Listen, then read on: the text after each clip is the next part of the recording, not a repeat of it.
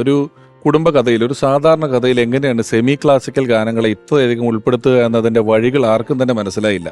ആ സാഹചര്യത്തിലാണ് മലയാളിക്ക് അന്നോളം കണ്ടിട്ടുള്ള ഒരു രൂപങ്ങളിൽ നിന്നെല്ലാം വ്യത്യസ്തമായ പാട്ടുകളുമായി ഹിസ്ഹൈനസ് അബ്ദുള്ള എന്ന് പറയുന്ന ചിത്രം എത്തുന്നത്. രവീന്ദ്ര മാഷും കൈതപ്രം തിരുമേനിയും ആദ്യമായിട്ട് ഒന്നിച്ച ചിത്രം. ഇങ്ങനെ കാലങ്ങൾ കഴിഞ്ഞു പോയിട്ടും അതും അതിലെ ഗാനങ്ങളുമെല്ലാം വലിയ അത്ഭുതങ്ങളായി നമ്മളെല്ലാം കണ്ടുകൊണ്ടിരിക്കുകയാണ്. ഹിസ്ഹൈനസ് അബ്ദുള്ളയുടെ ഒരു എഴുത്തിലേക്ക് തിരുമേനിയാണ് തിരഞ്ഞെടുക്കപ്പെടുക എന്ന് മാത്രമല്ല, അതിനുശേഷം രവീന്ദ്രൻ മാഷുടെ ശബ്ദത്തിൽ അതിൽ പാടി അഭിനയിക്കാനുള്ള ഭാഗ്യം, അതിൽ അഭിനയിച്ച കഥാപാത്രത്തിന് രവീന്ദ്രൻ മാഷ് ഡബ് ചെയ്യുന്നു, ആ ശബ്ദം കൊടുത്തുകൊണ്ട് അഭിനയിക്കാനുള്ള ഭാഗ്യം, അങ്ങനെ ഒരുപാട് ഭാഗ്യങ്ങളിലൂടെയാണ് തിരുമേനിയുടെ ഹിസ്ഹൈനസ് അബ്ദുള്ള എന്ന് പറയുന്ന ചിത്രത്തിലേക്കുള്ള എത്തൽ. എങ്ങനെയായിരുന്നു ഈ ഹിസ്ഹൈനസ് അബ്ദുള്ളയിലെ ലിറിസിസ്റ്റ്, ഗാനരചയിതാവായിട്ട് തിരുമേനി എത്തപ്പെടുന്നത്? ആരുടെ തീരുമാനമാണെന്ന് ചോദിച്ചിട്ടുണ്ടോ? അത് ലോഹിതദാസിൻ്റെ തന്നെയായിരുന്നു. പക്ഷേ ലോഹിതദാസ് CB കൂട്ടുകെട്ടിലാണ് ഞാൻ വരുന്നത്.